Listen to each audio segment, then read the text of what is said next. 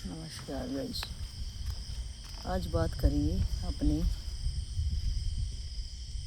Practical life की। एक बंदा निकलता है, जब वो उसकी समझ बढ़ती है। अब तक वो माँ बाप की शरण में था, या कहीं की शरीर में ताकत नहीं थी, या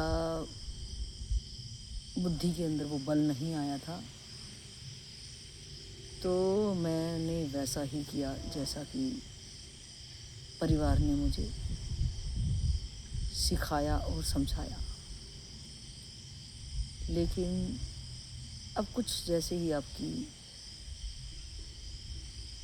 समझ बढ़ी या उम्र बढ़ी,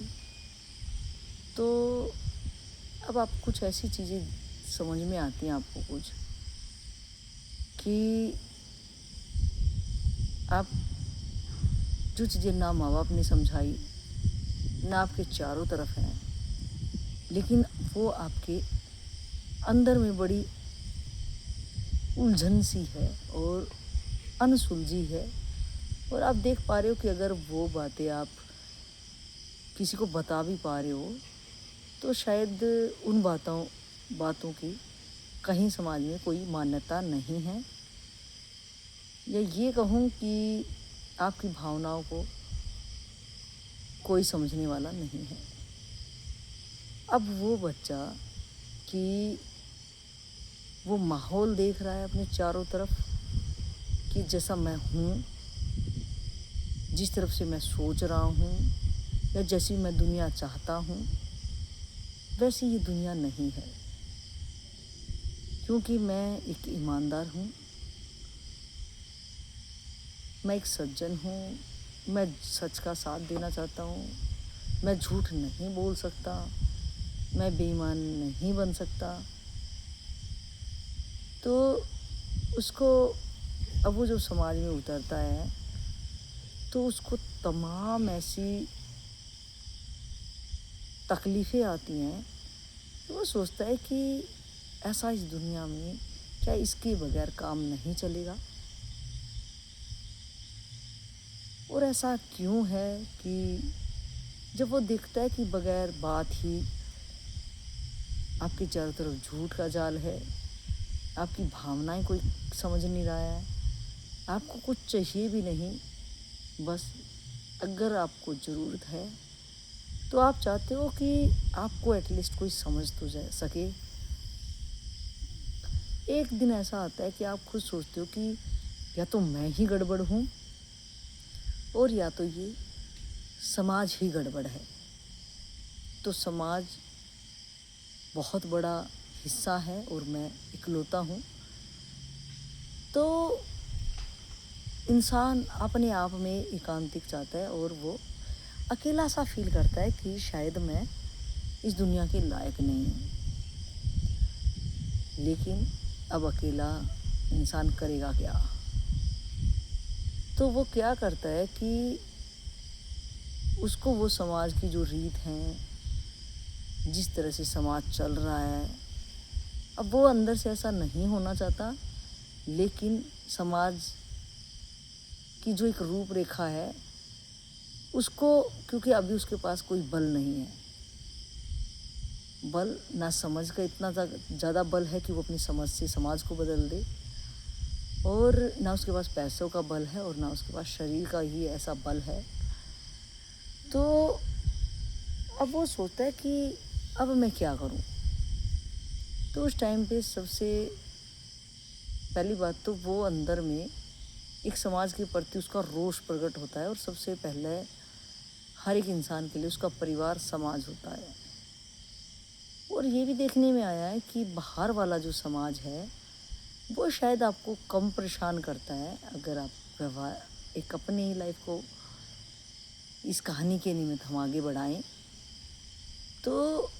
अपना परिवार जो होता है वो सबसे पहले एक तरह से आपको मानसिक पीड़ा कहें, जो कि आपको समझ नहीं रहा है, तो वो सबसे पहले आपको मानसिक पीड़ा देता है। और उसी का सबसे ज़्यादा आप उनसे भावनात्मक इतने जुड़े भी हो और अगर आपके ऊपर जब आपकी भावनाओं को ठेस लगता है तो सबसे ज़्यादा आहत जो होती है वो भी आपको उन परिवार वालों से ही मिलती है। तो अब जब उसको कोई भावनाएं नहीं समझ पा रहा है तो वो एकदम अकेला और वो अपने आप से वो परिवार के प्रति रोष में भरेगा और वो एकांत अपने अंदर कुछ टूटा सा महसूस या रोष में ऐसे अपनी ज़िंदगी शुरू कर देता है। उसके बाद उसको ज़बरदस्ती उस समाज में उस टाइप से अपना व्यवहार कि अगर जहाँ पे वो लग रहा है कि हाँ यहाँ मैं अपना कुछ चला सकता हूँ अपने अनुसार, कि मुझे ना ज़्यादा झूठ बोलनी पड़े ना बेईमाना करना पड़े, मुझे कुछ ज़्यादा चीज़ें दिखावा नहीं करने की ज़रूरत है, तो वो अपना असलियत वहाँ पे पेश भी करता है। क्योंकि वो असली अपना जो है उसका स्वभाव है। आप देखोगे आपके परिवारजनों में कि सबके अलग अलग नेचर हैं। कोई बहुत सज्जन भी है मतलब कि, और कोई बहुत दुर्जन भी है कि वो बिना बात ही एक दूसरे को बहुत तंग करते हैं। एक सज्जन है कि अगर चोट और किसी को लगा, दर्द वो महसूस करता है, लेकिन एक है जो हमेशा तुम्हें चोटिल ही करता रहेगा और उसको अपने अलावा, अपने सुख सुविधा के अलावा उसको दूसरा कोई दिखता भी नहीं। अपनी सुख सुविधा के चक्कर में वो दूसरा का बहुत बड़ा अहित कर देता है। तो हम बात कर रहे हैं कि जिसका बेसिक नेचर अगर सच्चाई और ईमानदारी का है, उसके लिए बहुत डिफ़िकल्ट है इस समाज में सरवाइव करना। फिर वो जैसे तैसे कि जिस तरह से समाज है उनको जब तक अपने ऊपर मेरे पास बल ना आ जाए तब तक वो वेट करता है और उसको वैसा ही टैकल करता है जिस टाइप से, क्योंकि वो समाज में समझना चाहता है और समाज में ही रह के वो अपनी पावर इकट्ठा करना चाहता है। तो समाज में रह के वो सारी चीज़ें जब कर लेता है तो वो अंदर से बहुत टूटा हुआ इंसान है, लेकिन बाहर से वो सारी चीज़ें वैभव इकट्ठा कर लेता है और उसको लगता है कि अब ये सारी चीज़ें आ गई तो अब मुझे नहीं आवश्यकता है ज़्यादा प्रपंच में पढ़ने की ज़्यादा, क्योंकि वो अब ज़्यादा एकांत जो उसको टूटा हुआ महसूस कर रहा था उसके साथ जीना उसको अब नहीं वो जी पा रहा है। तो वो कभी ऐसे बंदे की तलाश में रहता है कि कम से कम मुझे कोई समझे और मेरी भावनाओं को समझ के मेरे जैसा कोई बंदा हो। तो क्योंकि हम सामाजिक प्राणी हैं और समाज का एक हिस्सा हैं, एक अंश कह सकते हैं समाज का, तो यहाँ आप अकेले नहीं रह सकोगे और आपको किसी ना किसी पे निर्भर रहना पड़ेगा। तो आपको जब एटलीस्ट कोई अगर कोई आधा % भी कोई समझता है तो आप उससे भावनात्मक जुड़ जाते हो और फिर जब आपकी वहाँ से कहीं भावनाएं टूटती हैं तो फिर एक आप आहत आपको दोबारा से, तो आप आज कोई भी स्टेज में हो आप फील करोगे कि आप कितने हुए टूटे इंसान हो और आपका एक ही हमेशा ही रहता है कि काश मुझे कोई समझ सकता और काश आज तक मुझे कोई क्यों नहीं समझाया। और फिर आपकी बार बार से वही शिकायत कि काश मुझे कोई समझ आए, फिर आपका वही इंतज़ार और वही फिर से आपकी संघर्षमय ज़िंदगी, क्योंकि आप जैसे हो आपको वैसा शायद ही कोई समझे। और इसको अगर पलट के हम बात देखें कि यहाँ पे हैं कि काश मुझे कोई समझ जाए और इधर कोई दूसरा है तो उसकी भी यही रहती है कि काश कोई मुझे समझ जाए। तो इधर मैं कहूँ कि काश कोई मुझे आज तक समझ जाता और इधर कोई कहता है कि हाँ कि काश मुझे वो समझ आता। तो देखने में आता है इसका मतलब कि हम किसी को चाह के भी शायद नहीं समझ पाएंगे और ना ही मुझे कोई शायद समझ पाएगा। तो ये आपका जो एक इंतज़ार है या आपको एक थकान है कि आपको शायद कोई समझेगा, तो आपको ये शब्द मुझे लग रहा टोटली और टोटली आपको लैप्स कर देना चाहिए, छोड़ देना चाहिए, क्योंकि शायद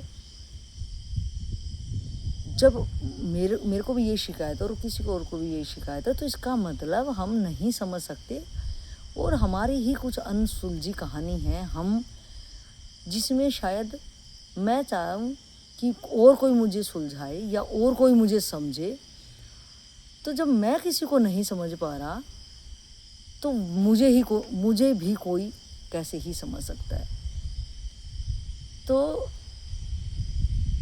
क्योंकि जब आपको इंतज़ार भी कहीं रहता है, तो भी आपको एक भारी थकान महसूस होती है कि आखिर कब तक इंतज़ार और कब तक कि कोई आपको समझे। तो अब मेरे अंदर जो अनसुलझी कहानी है कि जब से मैं पैदा हुआ, समझने लगा, और आज जब ये चीज़ें आप कभी भी आपके अंदर ये क्वेश्चन हो कि काश मुझे कोई समझे या काश कोई मुझे समझ सकता, जब आप ये वाली बात बोलते तो बड़ा दर्द है इस बात में कि काश कोई मुझे समझ जाता। तो आप अब काश छोड़ के और दूसरे पे जो आपकी निगाहें हैं कि आप सोच रहे हो कि कर करके आप यहाँ तक आ गए हो और आपने बड़ा दूसरों के लिए किया है, तो काश उस चीज़ों को जहाँ पे आप उलझाना चाह रहे थे या आप करके देखना चाह रहे थे और करने के बाद महसूस होता है कि शायद ये ना भी करता तो भी चलता, और ये करके भी क्या ही मैंने उखाड़ लिया। और क्योंकि करने के बाद फिर आपको, क्योंकि आप अगर कर भी रहे हो ना, तो कहीं ना कहीं उस काम में ना आप खुद को ही ढूंढ रहे हो कि आप खुद को प्रदर्शित करना चाह रहे हो, खुद को बांटना चाह रहे हो, खुद के अंदर का दूसरों के अंदर देखना चाहते हो। और जब पलट के उधर से कोई रिजल्ट नहीं आता है, तो फिर आपको फिर वही दर्द और फिर वही और कहानी आपकी उलझती, जो कि आप सुलझाना चाह रहे थे किसी के निमित्त और किसी के द्वारा, कि मैं कुछ शायद अलग करके, कि जिनको मैं नहीं जानता या जिनसे मेरा कोई मतलब भी नहीं है, मैं उनके लिए शायद कुछ करूं। वो आप कर भी शायद इसलिए रहे थे कि मैं अपने आप को शायद समझ सकूं, उन चेहरों के ऊपर आप अपनी छाप छोड़ के आप समझना चाह रहे थे कि शायद मेरी अनसुलझी कहानी यहाँ मैं इनका दुख हर के सुलझा सकूं शायद। तो जब नहीं चीज़ें रिजल्ट आती और आपको लगता है कि जितनी मेरी समझ थी, हर बंदा जितनी जिसकी समझ है उतना ही वो कर सकता, और उसका बिना करे वो रह भी नहीं सकता, और करने के बाद जब उसके अनुरूप रिजल्ट भी नहीं आते, क्योंकि परिणाम आते आते ही वो चीज़ें बहुत कुछ ऐसी छाप छोड़ चुकी होती हैं कि जिस कार्य को मैंने पकड़ के जो मैं परिणाम चाह रही थी, तो वो परिणाम तक आते आते वो सारा बीच का सिनेरियो, बीच की घटनाएं सब कुछ ऐसे बदल जाती हैं, तो शायद वो परिणाम मेरी कल्पना में ही रह जाता है। तो आज ये समझ में आएगा कि आपको, आपके अलावा आप एक अनसुलझी कहानी हो, और आप ना सुलझो तो ही मुझे लग रहा बेटर है, क्योंकि जितना सुलझाने की कोशिश करते हो शायद वो उतनी ज़्यादा और ज़्यादा उलझ जाती है, और उस उलझन आपको लगता है कि सुलझ रही है, लेकिन जब आपको कुछ टाइम के बाद एक आप बिजी होते हो कि हाँ सुलझ रही है दूसरे के निमित्त, कि कोई आपको समझ रहा है या चीज़ें सुलझ रही हैं, लेकिन एक उपरांत के बाद यानी उसी बीच के दौरान आपको लगता है कि ये तो और ज़्यादा इस टाइप से उलझ गई, अब मैं क्या करूं। और जब ये कर कर के आपको थकान जो होती है ना, क्योंकि एक बार हारा, दो बार हारा, और जब हारते हारते आपको थकान होती है ना, कि ये कहानी ही शायद इसका नाम अनसुलझी है, और जितना सुलझाओ उतनी ही उलझेगी, तो भैया इसको छोड़ ही दें। और अब इच्छा भी छोड़ दो कि मैंने कहा कि कोई शायद किसी को कोई समझ पाए, ना कोई किसी को समझ सकता, ना आप किसी को समझ सकते, ना आप किसी को समझा सकते, ना आप अपना अंदर का दिखा सकते, और आप किसके लिए क्या कर सकते हो या आप क्या कर रहे हो, आप किसी के लिए कुछ भी कर लो, एटलीस्ट आप ही समझ सकते हो कि आप क्या कर रहे थे या आप क्या करना चाहते थे,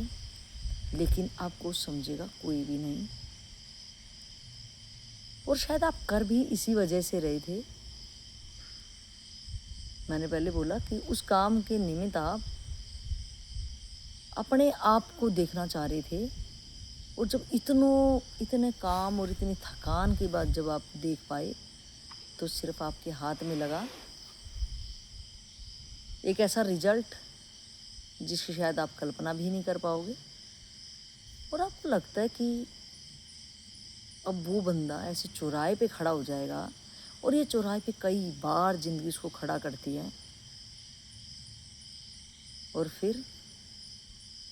अब वो डिसाइड नहीं कर पाएगा कि आखिर वो रास्ते कौन सा चुने, क्योंकि उसने जो जो चुने वो अपने आप को उलझता ही महसूस किया, क्योंकि वो किसी काम के निमित्त चाह रहा था कि शायद सॉल्यूशन मिले, लेकिन वहाँ एक से एक नई समस्याएं जिसकी शायद वो कल्पना भी नहीं कर पाता, वो जब आती हैं सामने, तो बड़ी थकान और बड़ी उबान। अब आखिर वो बंदा करे तो क्या करे। ज़िंदगी चलने का नाम है, चाहे आप कैसी भी स्थिति में हो।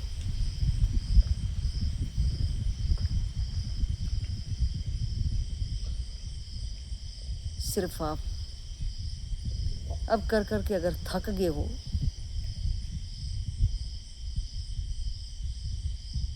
तो सिर्फ है धैर्य। और धैर्य भी किस चीज़ के लिए, अब आपके पास करने को कुछ भी नहीं है। अब ज़िंदगी जहाँ ले जाए, अब ना आपकी कोई प्लान होगी, क्योंकि प्लानिंगें हर आप अपने दिमाग से करके थक चुके होंगे। परिणाम में आप अपनी कल्पना के परे के परिणाम पाए, तो ना आप कर सकते हो और ना आप रुक सकते हो।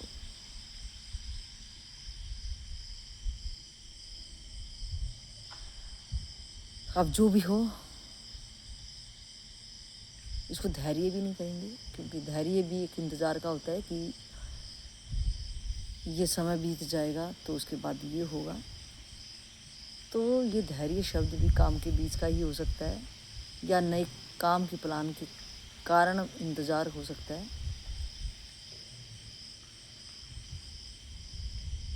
अब ना कोई धैर्य, ना कोई प्लान, ना कोई समाधान, अनसुलझी सी कहानी।